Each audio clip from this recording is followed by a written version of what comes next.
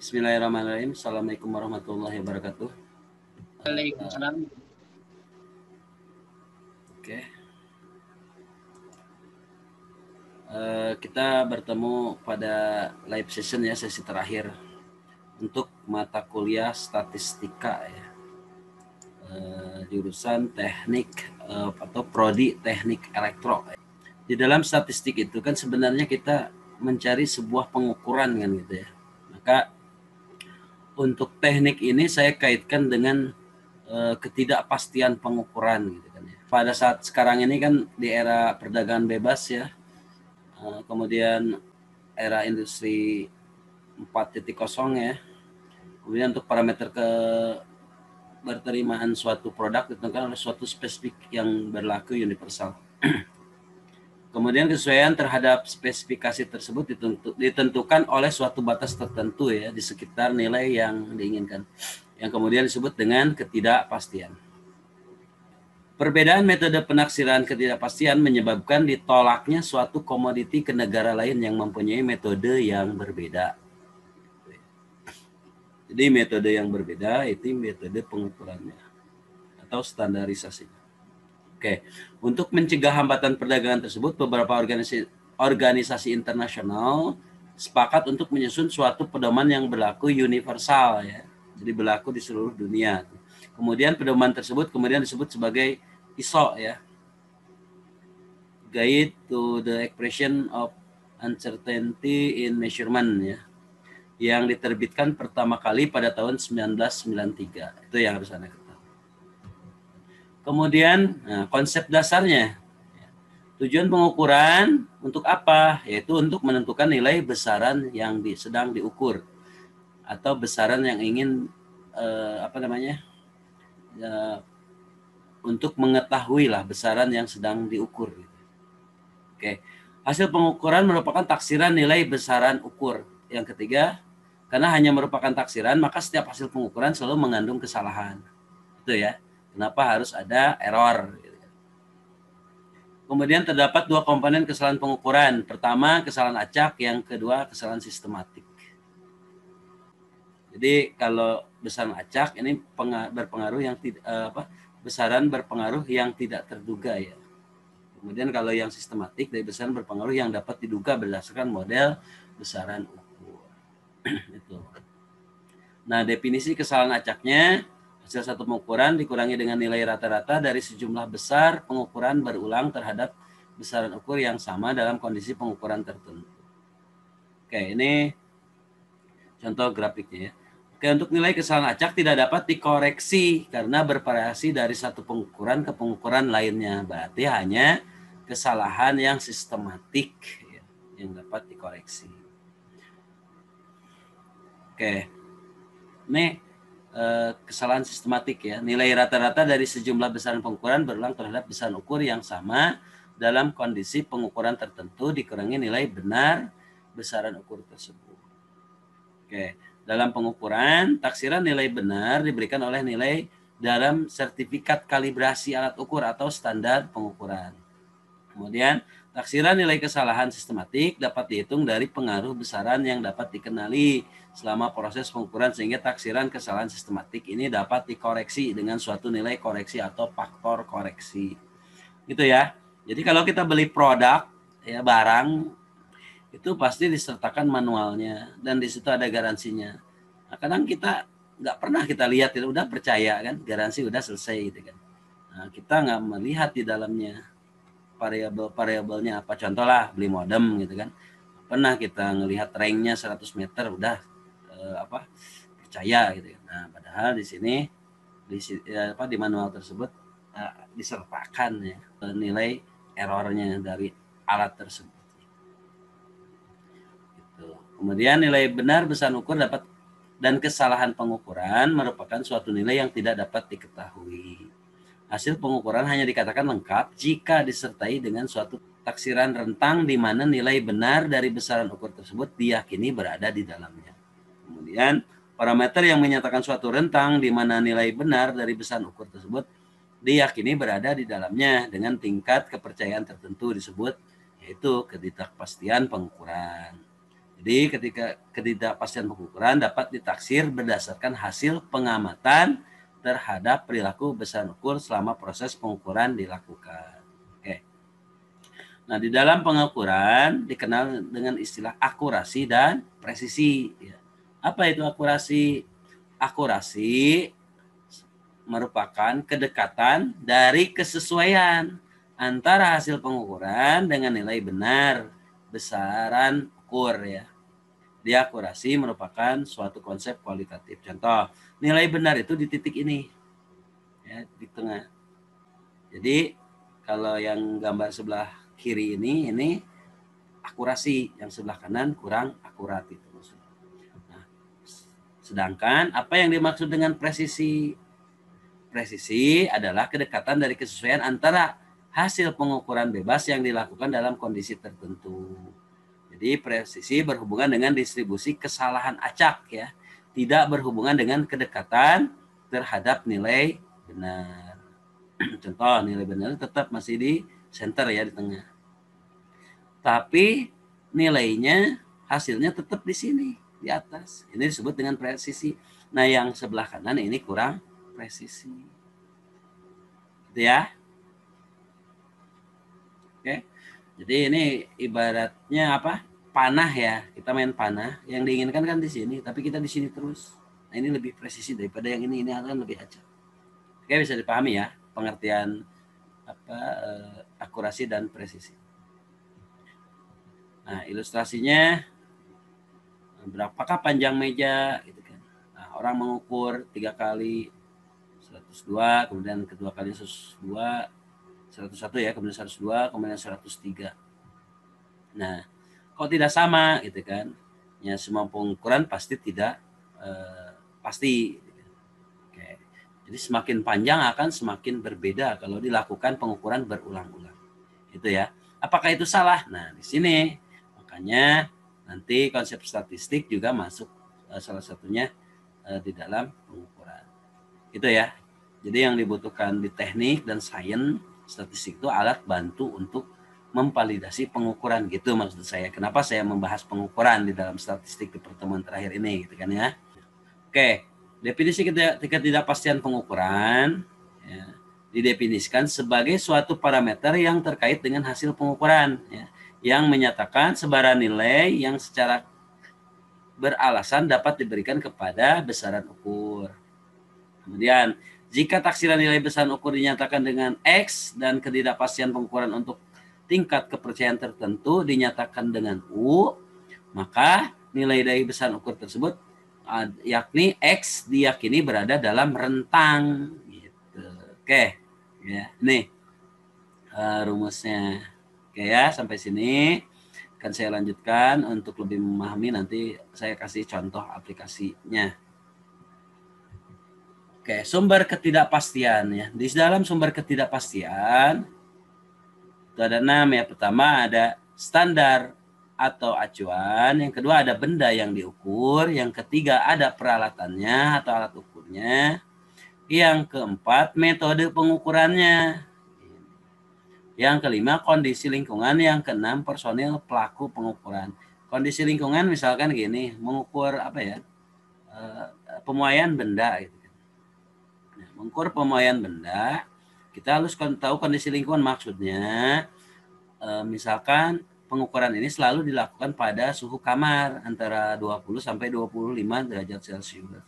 Kemudian saya mengukur misalkan di Surabaya, yang saya tahu di Surabaya itu suhunya sekitar 29 sampai 30-an gitu kan. Nah, maka tentu hasilnya akan berbeda sekali dengan misalkan dengan di Sukabumi karena kondisi lingkungan. Oke, sumber lain yang timbul dari definisi besaran ukur yang tidak memadai, nilai tetapan yang digunakan dalam perhitungan keterbatasan teknik perhitungan. Nah ini ya. Kemudian, jadi perbedaan hasil pengamatan berulang pada kondisi yang sama. Kemudian kesalahan pemakaian alat ukur, kesalahan program komputer, kesalahan pemindaian data, kesalahan model besaran ukur, bukan merupakan sumber ketidakpastian, melainkan penyebab hasil pengukuran yang salah. Oke, Nih, baru kita mulai ke statistiknya. Statistik dalam penaksiran ketidakpastian gitu kan. Jadi tadi asbabun nuzulnya ya, kenapa kita harus belajar statistik. Yaitu ada populasi syaratnya ya, dan ada sampel. Populasi adalah keseluruhan objek yang sedang diukur. Sampel itu objek pengukuran yang diambil secara random gitu ya. Nah, di sini ada variabel X ini nilai rata-rata sampel ya. S kuadrat ini kita sebut biasanya varian ya, varian dari sampel. Kemudian untuk mu ya. Nah, mu adalah nilai rata-rata populasi. Sedangkan sigma kuadrat, ini sigma kecil ya, merupakan varian dari populasi ya. Jadi sigma kuadrat merupakan varian dari populasi. Ya, untuk mencari nilai rata-rata sampel untuk besaran ukur XK sejumlah N, maka kita gunakan rumus ini, yaitu 1/N, 1 per banyaknya sampel ya, dikali jumlah dari besaran ukur. Kemudian sedangkan untuk varian sampel ini sama dengan 1 per N minus 1. Nah ini ada ya, sigma penjumlahan dari XK ya besaran ukur dikurangi X dikuadratkan. Itu untuk mencari varian sampel. Kemudian yang ketiga, taksiran varian dari nilai rata-rata sampel. Nah ini 1 per N kali N minus 1 dikali sigma XK dikurangi X dikuadratkan. Oke. Ini ya. Ini taksiran variasi dari nilai rata-rata sampel. Lanjutkan. Ketidakpastiannya dalam suatu proses pengukuran, ketidakpastian ditaksir dari pengamatan terhadap N sampel besaran ukur misalkan XK gitu kan ya. Dari jumlah sampel atau N sampel besaran ukur XK ya, maka ketidakpastian baku dapat dihitung dengan rumus ini. Jadi varian dibagi akar N. N adalah jumlah dari sampel. Nah, sedangkan SX-nya yang sedang dihitung adalah simpangan baku rata-rata eksperimental. Nah, ini kemungkinannya di dalam misalkan distribusi normal ya. Jadi mu ya dari grafik ini mu adalah nilai rata-rata populasi dikurangi 2 sigma. Sigma adalah varian dari populasi. Oke. Ya, dari populasi. Nah, ada batas tingkat kepercayaan yaitu misalkan 95% ya. Ini batas kepercayaan maksimum, ini minimum ya minus ya. Nah, interval pengukurannya ada di sini. Oke, bisa dipahami ya, itu distribusi normal. Jadi selama ini statistik kan belajar saya distribusi normal gitu kan, distribusi yang lainnya. Ini maksudnya. Oke. Contoh. Dari hasil pengukuran suatu tegangan DC atau beda potensial direct current ya, telah diperoleh 20 data sebagai berikutnya, ada 20 data ya. 5,3 volt misalkan.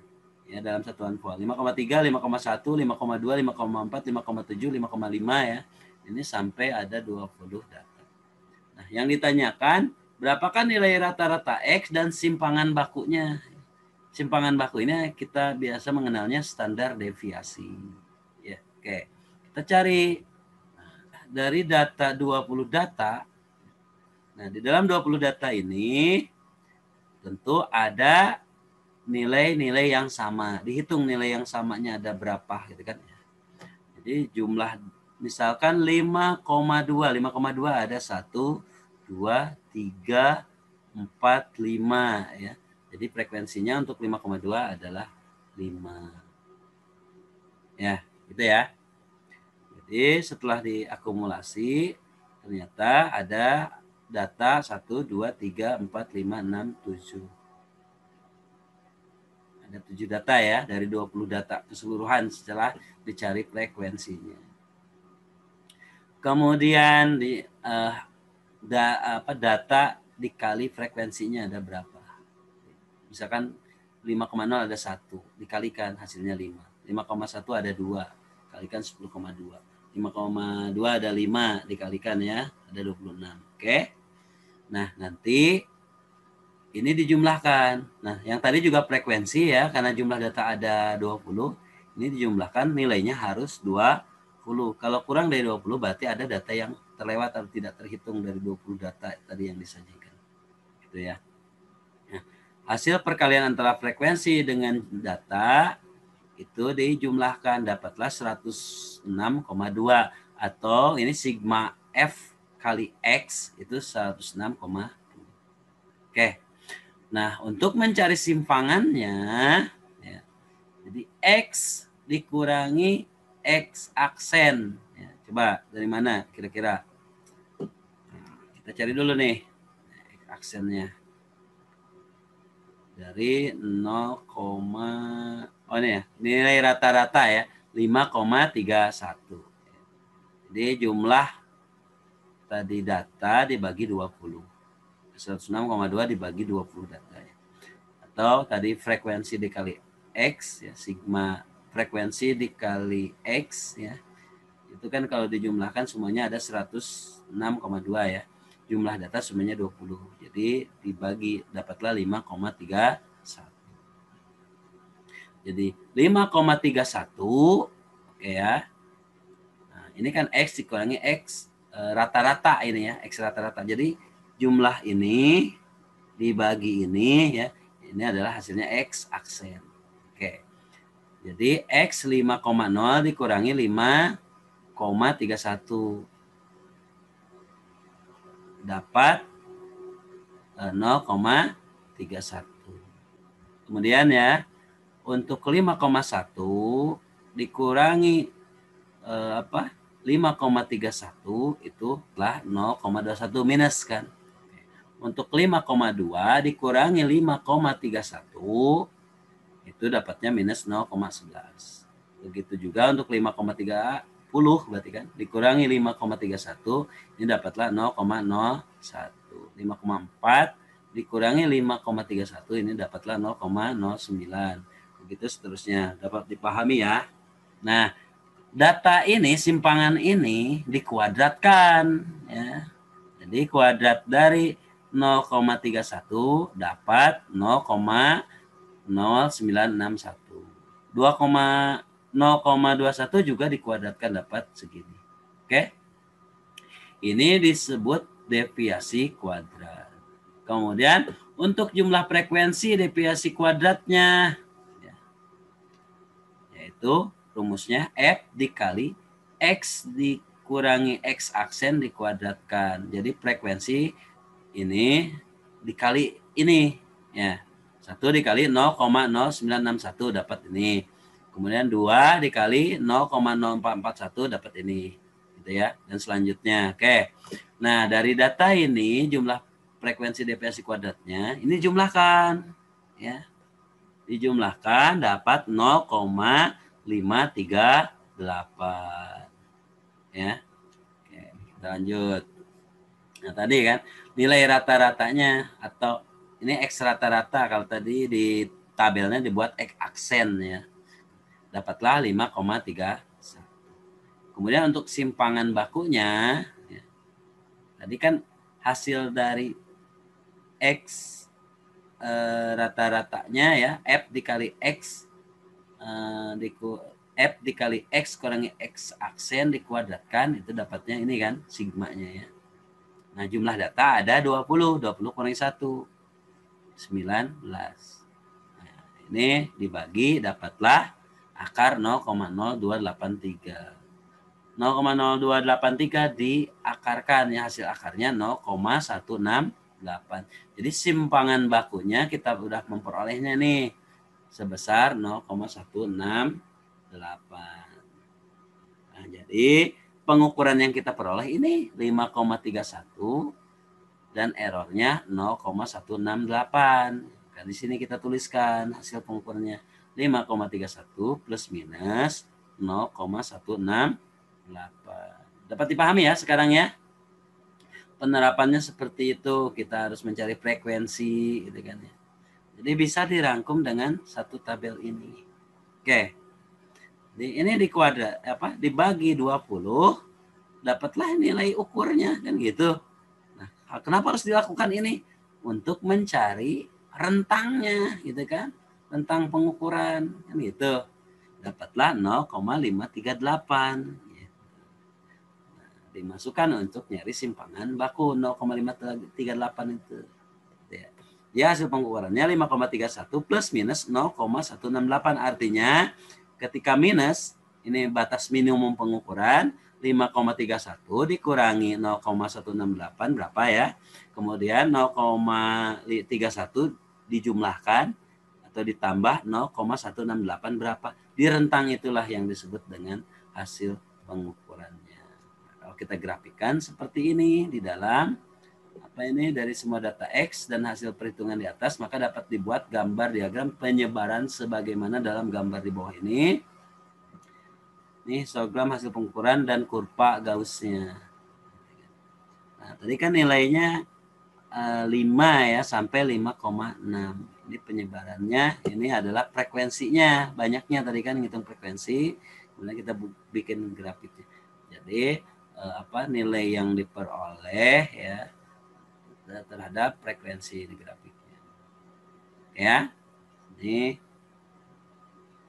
simpangannya. Oke, kita lihat. Kemudian analisa grafik ya, dari di bawah kurva Gauss menggambarkan banyaknya hasil pengukuran yang diharapkan. Kemudian pendekatan umumnya, misalkan 68% dari sebaran akan berada antara X aksen dikurangi S gitu kan. Dan X aksen plus S ya, yang tadi hasil pengukuran misalkan gitu ya. 5,31 plus minus 0,168 gitu ya. Oke. Nah, ini plus minus plusnya. Seperti ini ya. Untuk tingkat kepercayaan 95% ya, dari sebaran akan berada antara X dikurangi 2S dan X aksen plus 2S. Begitu juga 99% ya, artinya errornya hanya 1%. Ini errornya 5%. Nah, jadi di dalam sains ya, ilmu sains, ilmu teknik, pengukuran itu boleh kalau tingkat kepercayaannya 68%. Berarti errornya berapa? Berarti 32% errornya ya, benarnya 68%. Yang paling tinggi adalah 99%, salahnya 1%. Jadi tidak ada yang namanya 100%. Ini contohnya ya.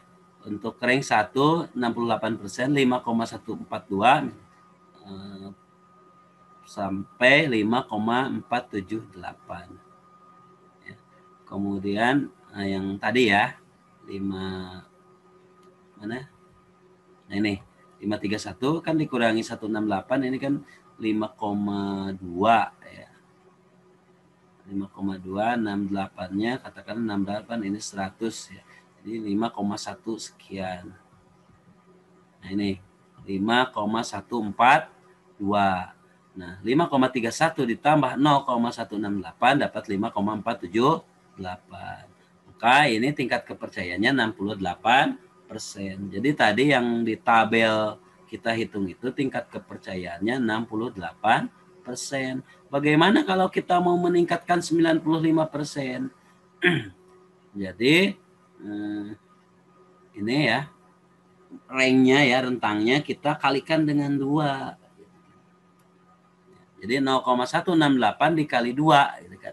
Nah, ini 5,31 plus minus 2 kali 0,168. Ketika X aksennya 5,31 dikurangi 2 kali 0,168 dapatlah 4,97. Sedangkan untuk plusnya dapat 5,646. Ini berada pada tingkat kepercayaan 95%. Errornya atau salahnya berarti hanya 5%. Bagaimana kalau salahnya pengen 1%? Kita tinggal mengalikan 3 ya.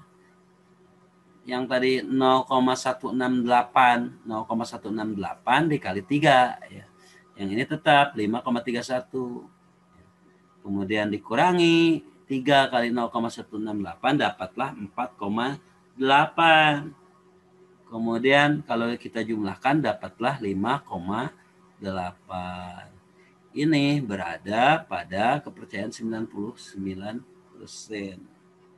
Oke ya. Nah, jumlah data pada rank 1 ini ada 13 untuk 68%, untuk rank 2 19 dan untuk rank 3 20. Kenapa demikian? Tadi maksudnya di dalam data yang 20 harusnya saya tampilkan di sini ya data yang asal 20 data itu. Nah, hanya ada di antara rank 5,3 5,1 sampai 5,4 berarti 5,5 tidak masuk gitu. Ini dijumlahkan ternyata ada 13 data ya. Kemudian untuk rank 4,9 sampai 5,6 ya. Tadi kan tidak ada ya 4,9, adanya 5. Berarti 5 udah masuk nih. 5,6 masuk, masuk. Sehingga ada 19. Berarti ada data 5,7 di sini. Yang tidak masuk kan 19 dapatnya. Nah, untuk tingkat kepercayaan 99%, ranknya dari mulai minimal 4 nilai 4,8 sampai 5,8. Ada 20. Karena tadi dari 20 data itu hanya ada angka 5,0 sampai 5,7 gitu kan ya. Jadi semua data masuk 20. Itu maksudnya ya, bisa dipahami. Oke. Distribusi segi 4 rektangulernya ya. Nah, ini untuk setengah rentangnya ya. Maka simpangan baku dihitung dengan S sama dengan A per 3 pangkat setengah atau pangkat 0,5. Ini untuk distribusi segi 4. Kemudian untuk distribusi segitiga atau triangular. Nah, rumusnya untuk mencari simpangan bakunya dapat dihitung dengan S sama dengan A per 6 pangkat setengah. Oke.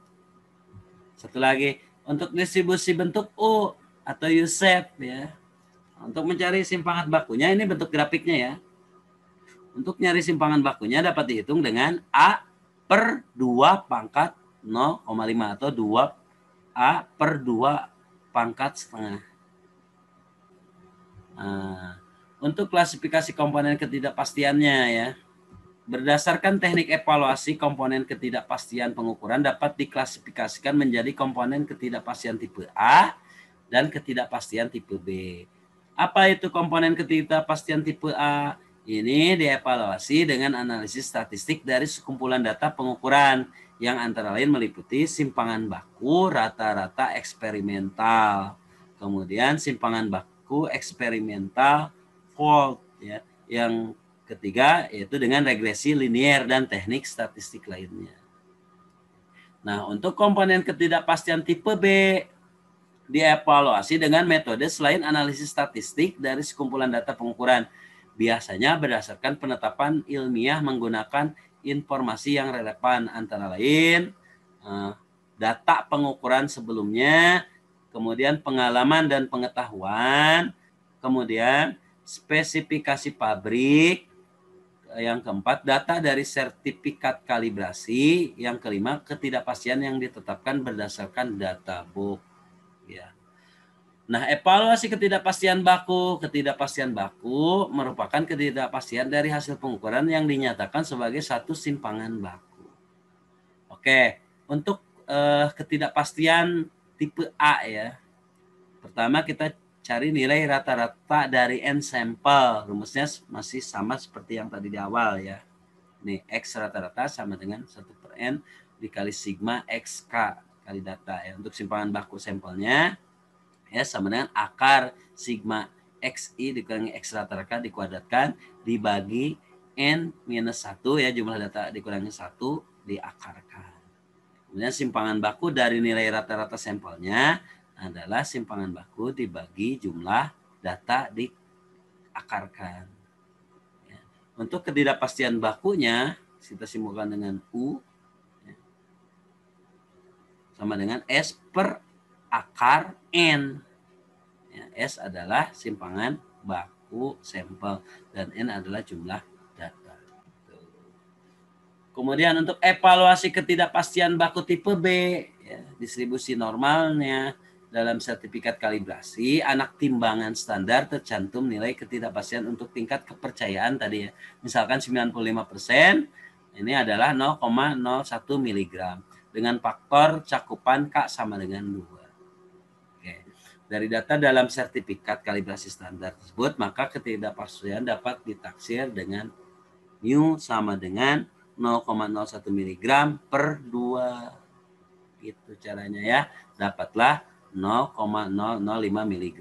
Jadi ini kan data yang ada di sertifikat.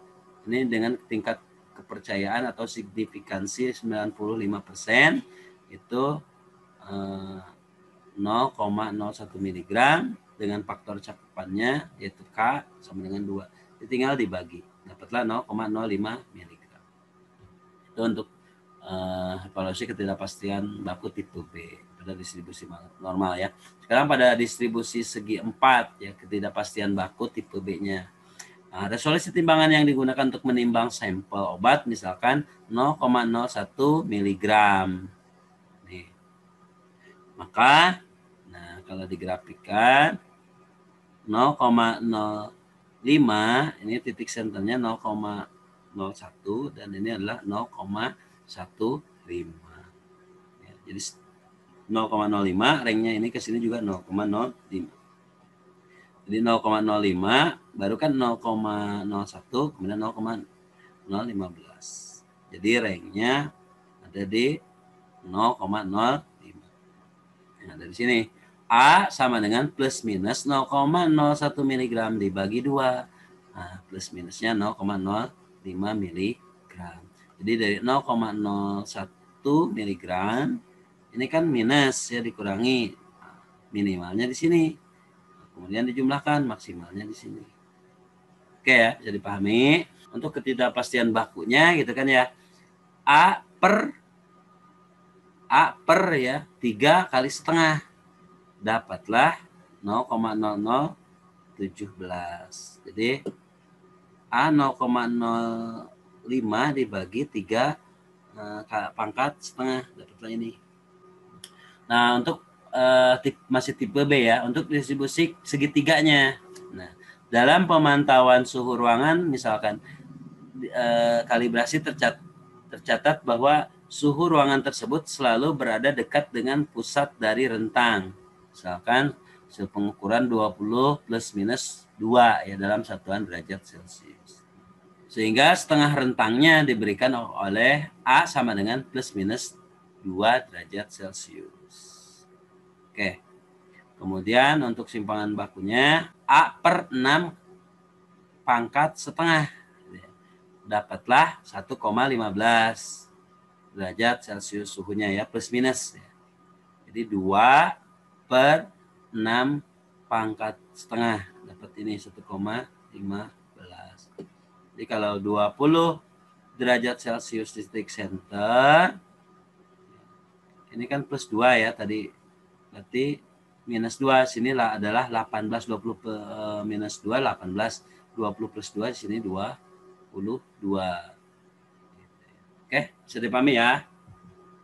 Kemudian distribusi bentuk Q ya, atau U-shape ya. Dalam pemantauan suhu ruangan kalibrasi masih tipe B ya. Dalam pemantauan suhu ruangan kalibrasi tercatat bahwa suhu ruangan tersebut selalu berada pada daerah batas dari rentang 20 derajat Celcius ya plus minus 2 derajat Celcius. Sehingga setengah rentangnya diberikan oleh ini A-nya sama dengan plus minus 2 derajat Celcius. Karena ini distribusi bentuk U-shape, ya. Tadi kan rumus di awal udah ya, di grafik-grafik itu. Kemudian U sama dengan A per ya, 2 pangkat setengah. A-nya 2.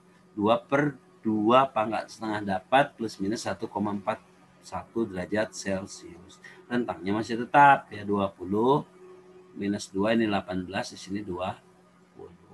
Bentuk grafiknya ini bentuk grafik U-shape. maka simpangan bakunya ini yang digunakan rumusnya. Oke. Begitu ya untuk pertemuan sesi terakhir ini saya cukupkan. Jangan lupa untuk belajar untuk menghadapi soal UAS statistik ya. Selamat belajar. Semoga sukses bagi Anda semua. Ini masih ada atau pada tidur? Hadir, Pak.